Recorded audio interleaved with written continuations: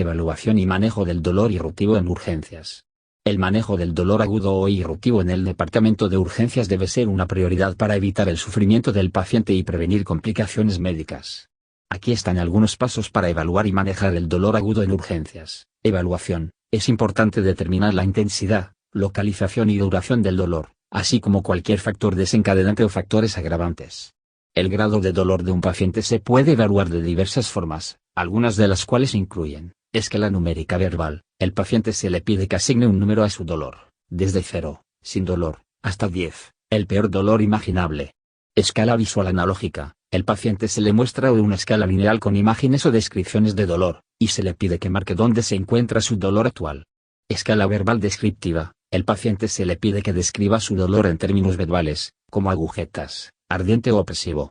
Observación clínica. El médico o el personal de enfermería pueden observar la expresión facial y el comportamiento del paciente, así como su capacidad para moverse y realizar actividades cotidianas, para evaluar el nivel de dolor.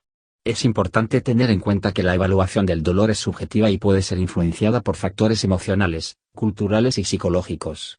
Por lo tanto, es importante utilizar una combinación de métodos para obtener una evaluación precisa del dolor.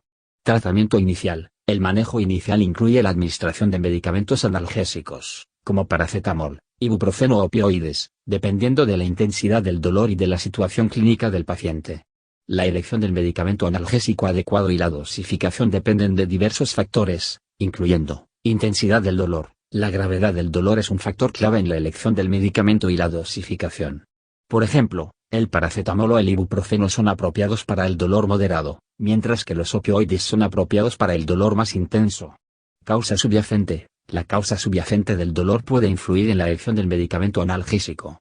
Por ejemplo, los antiinflamatorios no esteroideos son apropiados para el dolor inflamatorio, mientras que los anticonvulsivos o los antidepresivos pueden ser apropiados para el dolor neuropático.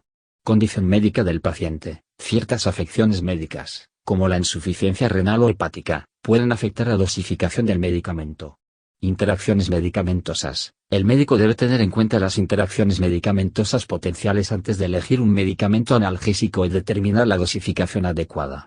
Efectos secundarios. El médico debe considerar los posibles efectos secundarios de un medicamento y determinar si son aceptables en función de la gravedad del dolor y de la situación clínica del paciente. Los opioides más comúnmente utilizados para el tratamiento del dolor incluyen: morfina. Es un opiáceo sintético de acción prolongada que se administra por vía intravenosa, IV, o por vía oral.